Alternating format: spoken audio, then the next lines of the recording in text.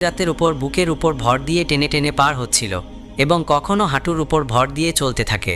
এমন সময় তার কাছে পেশ করা হলো যারা আমার জন্য দরুদ পাঠ করছিল, সেই দরুদের ফজিলতের কারণে সে উঠে দাঁড়াতে সক্ষম হয় এবং দ্রুত পুলসিরাত পার করতে পারে।